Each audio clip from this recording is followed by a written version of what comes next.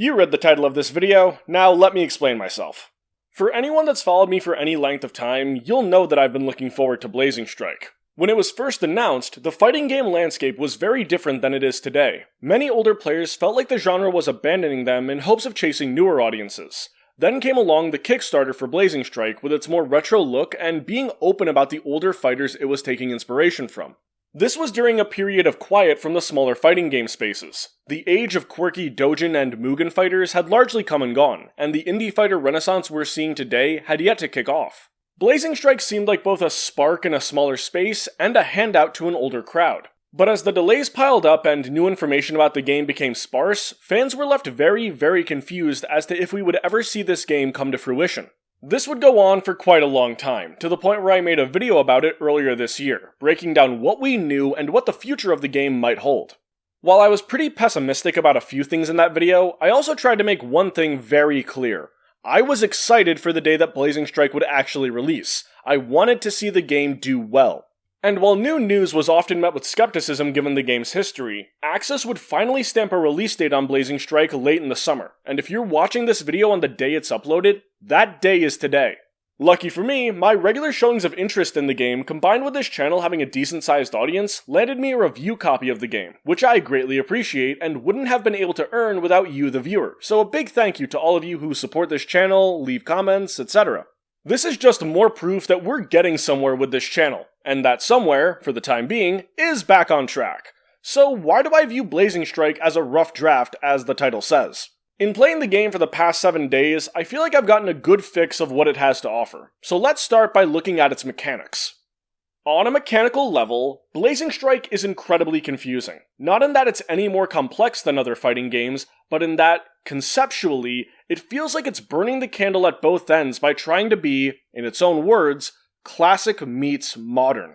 The way it tries to bridge the gap between those two broad classifications is through its rush system, a small green meter at the top of your life bar that regenerates fairly quickly on its own, but also drains faster than you might expect when you're putting it to good use. The rush system is an all-encompassing mechanic that's like a jack-of-all-trades, master-of-none, limiter of far too much in my opinion. The game forces you to use the rush meter to an abrasive extent, because your options without it are so incredibly limited, and I'm not just talking about attacks. Without using the rush meter, you can't even dash. Dashing is such a fundamental offensive and defensive mechanic that to tie it to a meter feels like an attempt to give that meter more value, not by adding more value to it with new ideas, but by siphoning off value from the genre's core mechanics. Now on to how it affects attacks, meterless damage in Blazing Strike is pretty pitiful. At most, you'll be doing light punch, or light kick into a special move, and even for the game's grappler, normally the highest damage archetype in fighting games, you're doing little damage. Only when you start using rush attacks do you begin to see the damage hit a good level. Those rush attacks are rush light punch twice and rush light kick twice, along with a rush heavy button. That's how it goes for the game's cast, and those rush attacks are a total requirement for doing decent damage. Adding to the rush system's functions, each character has a special property gained by pressing the rush button on its own twice. For my main character Mochizuki, it's a teleport. For the game's grappler Alexander, it's an invincible dash. And I really like how the rush system works in this regard specifically. It's basically asking, what special move do you want people to be able to do the easiest? And then tying it to the simple act of pressing a button twice. On its face, I think that's a really good idea. So as you can see, the rush meter has a lot of uses, a lot of things you'll want and honestly need to be doing pretty often. But you're not allowed to. See, if you overuse the rush meter, which encompasses all of these massively important mechanics, you'll get put in stun. This annoys the hell out of me. This is Blazing Strike's selling point, the mechanic it's built on and has encompassing just about everything, and it's punishing the player for using it too much. You've essentially given me a race car, put me on a racetrack, and then said you'll give me a speeding ticket if I go over 40, when the appeal of this situation is finally being able to go 170. I'm totally aware that if I go for a rush attack without the meter for it, I have the potential to crash into a wall. That wall being a good opponent serving up a fat combo after I've put myself in an unsafe position. But if they're not good or they're just not paying attention, don't serve me up on a silver platter to them because I dared use the mechanic this game is entirely built around. It feels really weird that Blazing Strike is so limited when you're not using the rush meter, but also discourages you from using it in a way. It's this weird push-pull that I feel is going to put a lot of players in awkward positions, as the urge to go all out is fiercely reined in by the threat of getting stunned by your own meter. I think the rush system's biggest flaw is that it has the gravity of a level 3 system a la Drive Rush or Wild Assault, but lacks the necessary system infrastructure below it to compensate for when the player either isn't ready or doesn't want to hit that final step. Whereas Guilty Gear has Gatlings and Roman cancels, while Street Fighter has EX moves and the lower cost drive options. That's not to say I think the rush system is worthless, just bloated and a bit misguided. Rush attacks on their face are basically EX normal moves, which is an interesting idea that would have worked a lot better if the game had a rewarding meterless combo system beneath it. I think the rush system would work so much better if the rush meter was used exclusively for these EX normals and the double tap mechanics, because also tying it to fundamental movement feels heavy-handed. Like, for some characters, the rush meter is used both for normal dashing and their advanced kind of dashing. So on a mechanical level, I feel like Blazing Strike leaves a lot to be desired. But what about the other aspects of it? Its arcade mode, its story mode, its training mode options. Let's start with the latter, where Blazing Strike falls incredibly short. Blazing Strike requires that you decide on your training mode settings before entering character select, and you can't alter them without leaving training mode and then re-entering it. This is so frustrating. The whole point of training mode is to go over options quickly and efficiently, but having to leave it every time I so much as want to set the dummy to jump instead of crouch, every single time, becomes annoying the second you realize you have to do it this way. To add to this, Blazing Strike has no explanation of its mechanics anywhere in the game, not even in its training mode, which feels unacceptable, especially since I've got a video on this channel reviewing a Game Boy Advanced fighting game that does have those explanations built into its training mode. For smaller, niche fighting games, that's a must. Of all the indie fighters I've reviewed on this channel, Blazing Strike is only the second that didn't get this right. The first being Checkmate Showdown, and you can watch my video on that if you'd like. We know the audience for these games isn't going to be big, so it's imperative on the developer to set up the player for success from the jump, because there's no guarantee there's going to be a wealth of tutorial resources out there.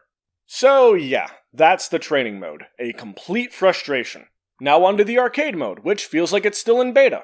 It's literally just a series of matches without any animation between them beyond the next character being selected on the character select screen. But you want to know what the killing blow for this mode is? Not having a boss fight. I sat there looking at the windscreen for the arcade mode for the longest time, expecting a secret final fight, especially since I'd beaten the mode without any losses. But there's nothing. There's no climactic final fight here. Y'all are probably gonna correct me with some weird out-of-left-field example, but I cannot remember a single fighting game selling at retail price where the arcade mode did not have a boss fight. This feels unacceptable. But what about the game's story mode, something that's been hinted at but not advertised at all in the lead up to the game's release?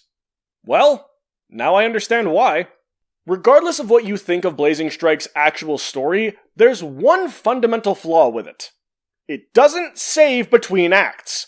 That again is something that is totally unacceptable to the point where it shouldn't even need to be explained more as to why. So I won't. But to talk about the game's story beyond that, Blazing Strike's narrative is told in a visual novel style with a comic book layout at times.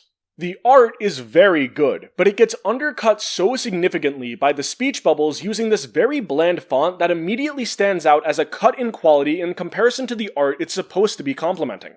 Sadly, I don't know how the story concludes, because after daring to think that I could beat the third act after an hour and a half of playing, turn the game off and come back to it later, I was met with the prospect of having to restart the whole damn thing, which, no thanks. Overall, Blazing Strike is a game with a lot of interesting ideas, but ideas that feel like they did not go through the necessary filtering and redrafting processes needed to reach their potential.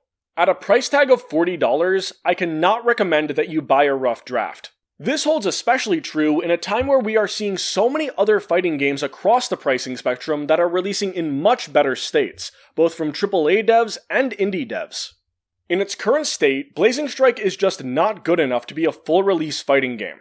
I know that might sound mean, and there's going to be a lot of people in the comments saying this is unfair criticism to levy at a solo developer, but they're asking people to put down $40 to play this when Blazing Strike feels like it's 2 years away from being ready for a full release at the minimum.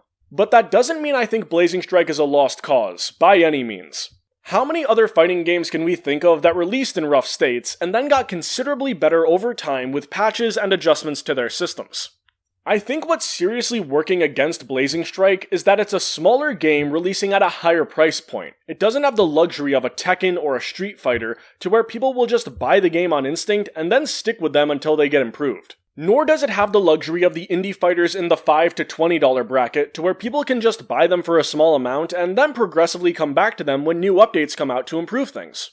Blazing Strike is in this dead zone where it's a small name that's too expensive to be as bad as it is currently, so it's unlikely to form an audience that'll have the patience to stick it out to see those updates make it the game it needs to be worth the money it's asking.